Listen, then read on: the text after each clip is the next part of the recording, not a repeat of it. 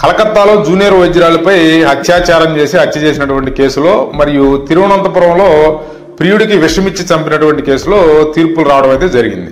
ఒక కోర్టుకి ఇంకొక కోర్టుకి సంబంధం ఉండవచ్చు, ఉండకపోవచ్చు. కోర్టుకి తీర్పుకి ఇంత మార్పుంటే మీ న్యాయస్థానంలో న్యాయం ఉన్నట్టు ఇవ్వాలి. ఆ తీర్పులను మనం పరిశీలించినట్లయితే ఈ కలకత్తాలో ఈ జూనియర్ వైద్యురాలని అత్యంత పాశవికంగా అత్యాచారం చేసి చంపినటువంటి వ్యక్తికి యావజ్జీవ శిక్ష పడటం జరిగింది.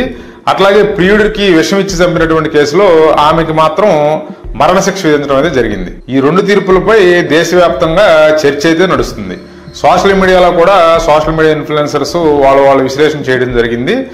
ఇది ప్రస్తుతం ఈ టాపిక్ అనేది ట్రెండింగ్ లో నడుస్తుంది. అంటే ఒకే విధంగా జరిగినటువంటి రెండు హత్యలకి రెండు రకాల శిక్షలు పడటం అనేది కొంత ఆశ్చర్యం కలిగించే అంశంగా ఇప్పుడు ఈ నెటిజన్లు కానీ లేకపోతే సోషల్ మీడియా ఇన్ఫ్లుయెన్సర్స్ కానీ భావిస్తున్నట్టుగా మనకు అర్థమవుతుంది. ఈ రెండు అంశాలపై న్యాయమూర్తులు వాళ్ళు తీర్పిచ్చే ముందు వాళ్ళ అభిప్రాయాన్ని కూడా వ్యక్తీకరించడం జరిగింది.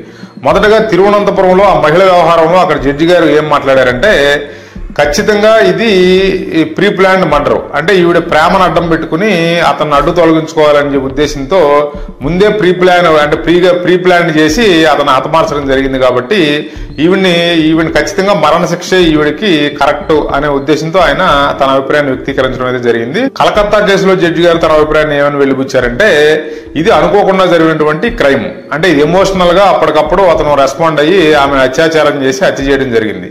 కాబట్టి ఇతనికి కొంత మనం అవకాశం ఇచ్చి, అంటే ఇతన్ని జైల్లో ఉంచి ఇతను కనుక మారడానికి కనుక మనం అవకాశం కల్పించాలని చెప్పి ఆయన తన అభిప్రాయాన్ని అయితే వ్యక్తీకరించడం జరిగింది.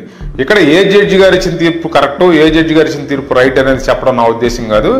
ఇక్కడ క్లియర్ గా మనకు అర్థమవుతుంది ఏంటంటే, కలకత్తా కేసులో అతను ఎమోషనల్ గా అప్పటికప్పుడు రెస్పాండ్ అయ్యి అతను క్రైమ్ చేయడం జరిగింది. కానీ తిరువనంతపురం కేసులో మాత్రం ప్రీ ప్లాన్డ్ గా ఆ ప్రియుడిని నమ్మక ద్రోహం చేసి చంపటం అనేది కొంచెం జడ్జి గారు దాన్ని తీవ్రమైన అంశంగా పరిగణించి ఆవిడకి మరణశిక్ష విధించడమే జరిగింది. ఇప్పుడు ఈ మరణశిక్ష కానీ యావజ్జీవ శిక్ష కానీ ఇవన్నీ సెషన్స్ కోర్టుస్ లో జరగడం అయితే జరిగింది.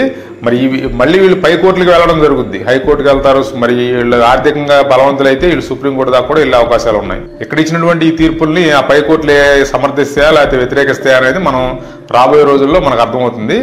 కాకపోతే ఏంటంటే, ఈ కలకత్తా కేసులో అతను ఎమోషనల్ గా క్రైమ్ చేశాడు. ఇక్కడ తిరువనంతపురం కేసులో మాత్రం ఆవిడ ప్రీ ప్లాన్డ్ గా నమ్మక ద్రోహం చేసి చంపడం జరిగింది. కాబట్టి ఏంటంటే తీర్పులకి ఈ జడ్జిలు ఇద్దరు కూడా వాళ్ళ అభిప్రాయాలు ఈ పాయింట్ ఆఫ్ వ్యూలో వాళ్ళ అభిప్రాయాలని వాళ్ళు వెలిబుచ్చడం అయితే జరిగింది. దానివల్ల ఈ శిక్షల్లో కూడా ఏంటంటే కొంత మనకి ఒకటి యావజ్జీవ శిక్ష పడటం జరిగింది, ఒకటి మరణ శిక్ష పడటం అయితే జరిగింది. Thanks for watching. Please like, share and subscribe.